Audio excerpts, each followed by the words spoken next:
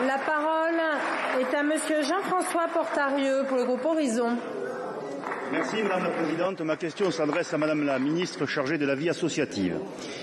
Il y a en France, c'est une estimation, environ 1,3 million d'associations actives, dont 90% fonctionnent sans salariés, c'est-à-dire uniquement grâce à leurs bénévoles. Si le secteur associatif est particulièrement important dans notre pays, on peut s'interroger sur les conséquences des crises qui se superposent depuis celle de la pandémie du Covid-19.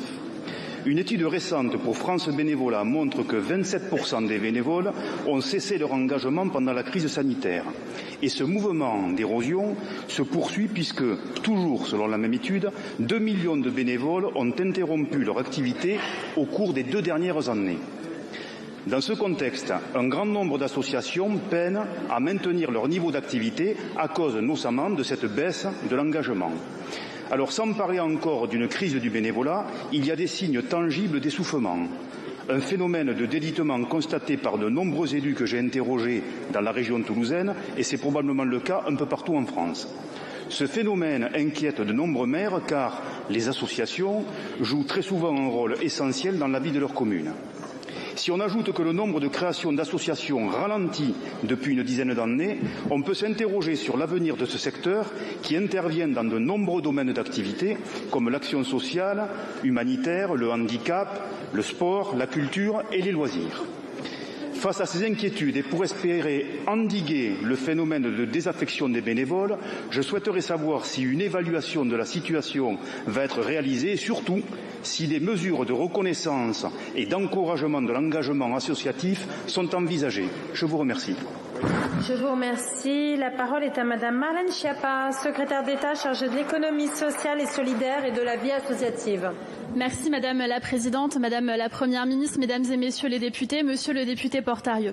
Je vais commencer par vous remercier pour votre question et saluer votre engagement. Je connais votre préoccupation pour l'avenir de la vie associative en Haute-Garonne comme partout en France. Vous avez raison de le rappeler, les bénévoles sont nombreux et ils permettent au pays de tenir. Un Français sur 3 est bénévole et être bénévole, c'est donner ce que l'on a de plus précieux au monde puisque c'est donner notre temps qui ne reviendra donc jamais par définition. Ces bénévoles, nous devons les encourager.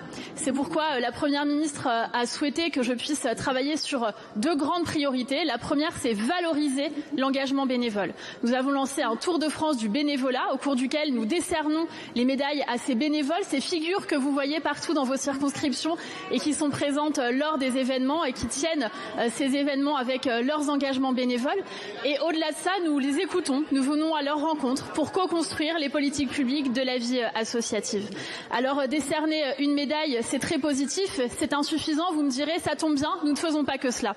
Nous travaillons sur la possibilité de transformer les années d'expérience de bénévoles en diplôme. Ça s'inscrit dans le cadre du travail mené par le ministre du Travail et du Plein Emploi, Olivier Dussopt, et la ministre Carole Grandjean, et dans le cadre de ce que vous-même, Mesdames et Messieurs les députés, avez voté pour faciliter, développer l'accès à la VE.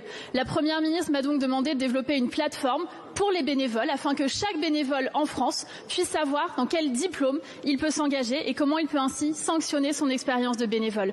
Ça, c'est pour le champ valorisé. Maintenant, j'ai une deuxième grande priorité qui est la simplification.